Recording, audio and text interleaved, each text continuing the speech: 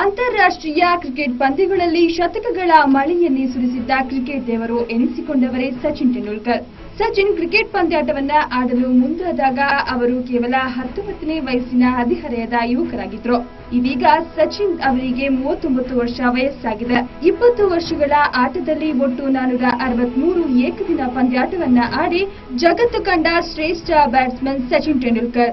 ಅವರು ಮುಂಬೈನ ಸಾಮಾನ್ಯ ಮಧ್ಯಮ ವರ್ಗದ ಕುಟುಂಬದಿಂದ ಬಂದಿದ್ದವರಾಗಿದ್ದು, ಅವರ ತಂದೆ ಮರಾಠಿ ಸಾಹಿತಿಗಳಾಗಿದ್ರು. ತಾಯಿ ವಿಮಾ ವಲಯದಲ್ಲಿ ನೌಕರಿಯಲ್ಲಿದ್ದವರಾಗಿದ್ದಾರೆ.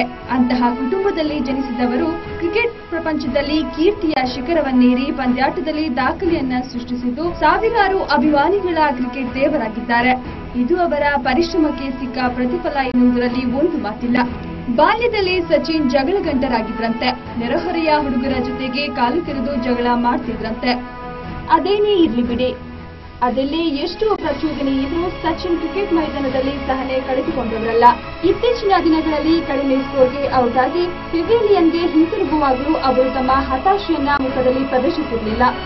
ಇಷ್ಟೆಲ್ಲ ಕ್ರಿಕೆಟ್ ಪ್ರಪಂಚದಲ್ಲಿ ಸಾಧನೆಯ ಮೇಲೆ ಸಾಧನೆ ಮಾಡಿ ಭಾರತ ಕೀರ್ತಿ ಪತಾಕೆ ಹರಿಸಿದ್ದ ಮಾಸ್ಟರ್ ಬ್ಲಾಸ್ಟರ್ ಇದೀಗ ಏಕದಿನ ಪಂದ್ಯಾಟಕ್ಕೆ ಗುಡ್ ಬೈ ಹೇಳಿದ್ದಾರೆ.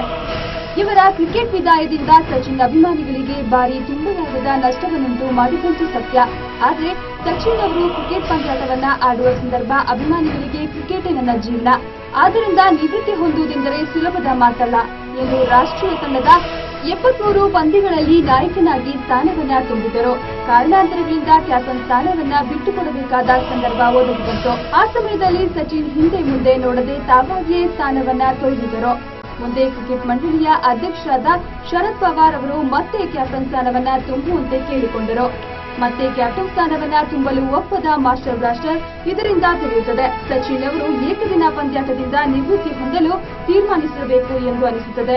ಆದರೆ ಸಚಿನ್ ಅವರು ತಮ್ಮ ನಿರ್ಧಾರವನ್ನ ಕಡ್ಡಿ ಮುರಿದಂತೆ ತೀರ್ಮಾನಿಸಿ ಬಿಡುತ್ತಾರೆ. ಇಷ್ಟೆಲ್ಲ ಸಾಧನೆಗೈದ ಸಚಿನ್ ಅವರ ದಾಖಲೆಗಳು ಇತಿಹಾಸ ಪುಟ ಸೇರಲಿದೆ. ಸುದ್ದಿಸಂಗಮಕ್ಕಾಗಿ ಸ್ಪೆಷಲ್ ರಿಪೋರ್ಟ್ ಭರತ್ ಬಿಕೆ.